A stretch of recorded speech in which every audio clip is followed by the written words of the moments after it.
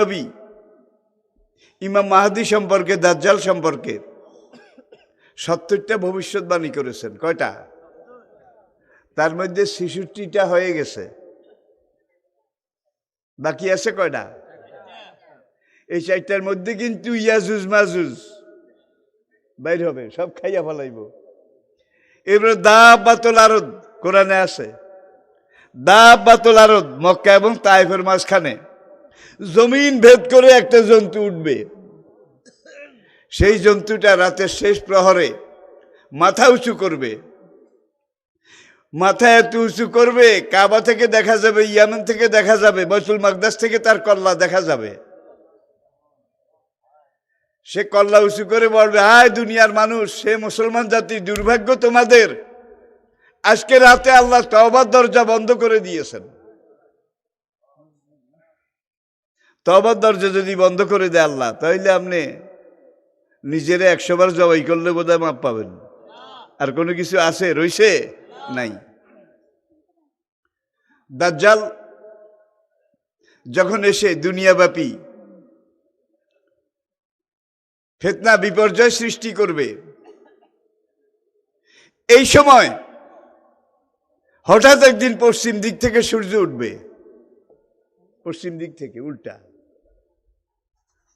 আজকের বিজ্ঞানীরা স্বীকার করেছে, নাসার বিজ্ঞানীরা বিশেষ করে, যে হ্যাঁ দুনিয়ার পরিবেশ পরিস্থিতি কর্মযজ্ঞ এমনভাবে ঘুরছে, এমনভাবে হচ্ছে যে এমন সময় বেশি দূরে নাই, সূর্য পূর্ব দিক থেকে না উঠে পশ্চিম দিক থেকে উঠবে। নবী 1500 বছর পর আগে বলেছেন, আর বিজ্ঞানীরা এখন এটা স্বীকার করে, স্বীকার। এবার আসুন একটা হাদিস। কালা রাসূলুল্লাহ সাল্লাল্লাহু আলাইহি ওয়াসাল্লাম আল খেলাফাতু বাদি সালাসুনা আমান। আমি নবী দুনিয়া থেকে চলে যাওয়ার পরে, আমি নবীর বিদায়ের পরে দুনিয়ার বুকে পূর্ণাঙ্গ ইসলামী খেলাফত থাকবে 30 বছর। কয় বছর? সালাসুনা আমান, 30 বছর পূর্ণাঙ্গ ইসলামী খেলাফত থাকবে। ছিল কি না?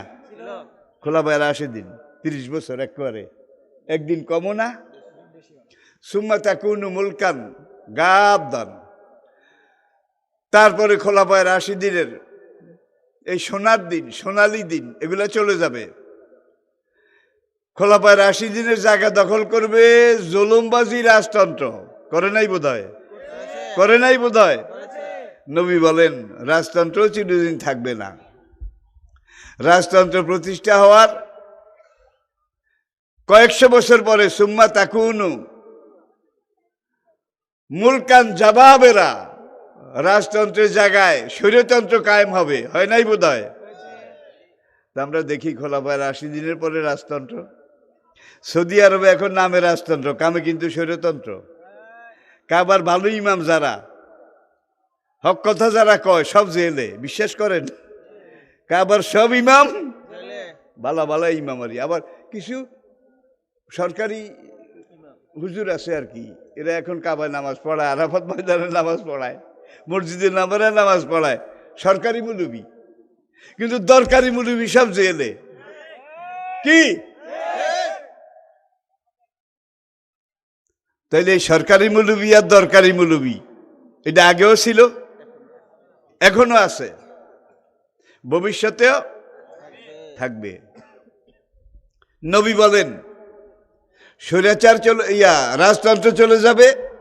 সুম্মা তাকুনু মুলকান জাবাবেরা, রাজতন্ত্রের জায়গায় স্বৈরতন্ত্র, স্বৈরাচার কায়েম হবে। বর্তমান দুনিয়াতে কোনটা চলছে ভাই? রাজতন্ত্র যেখানে, সেখানেও স্বৈরতন্ত্র। এই আরব কান্ট্রিগুলো দেখেন, গালফ কান্ট্রিজগুলো দেখেন, উপসাগরীয় দেশগুলাকে দেখেন, সব জায়গায় রাজতন্ত্র। তাহলে ছিল খেলাফত 40 বছর, তারপরে আসলো রাজতন্ত্র। রাজতন্ত্রে চলে যাওয়ার পরে এখন কোনটা চলছে? স্বৈরতন্ত্র, স্বৈরাচার। নবী বলেন স্বৈরাচারও চিরদিন থাকবে না। সুম্মা তাকুনু, স্বৈরাচার নিশ্চিহ্ন হয়ে যাবে। নেস্তনাবুদ হয়ে যাবে। স্বৈরাচার বিদায় নিয়ে পুরা দুনিয়াতে তাকুনু খেলাফত আলা নবুয়ত, পুরা পৃথিবীতে আমি নবীর খুন রাঙ্গা, দাঁত ভাঙ্গা, রক্তে রাঙ্গা, মাথার খুলি ভাঙ্গা পূর্ণাঙ্গ ইসলাম কায়েম হবে। নবীজির এই হাদিস কি আপনারা বিশ্বাস করেন? করেন? তাহলে নবীর পরে 30 বছর খোলাফায়ে রাশিদিন ছিল।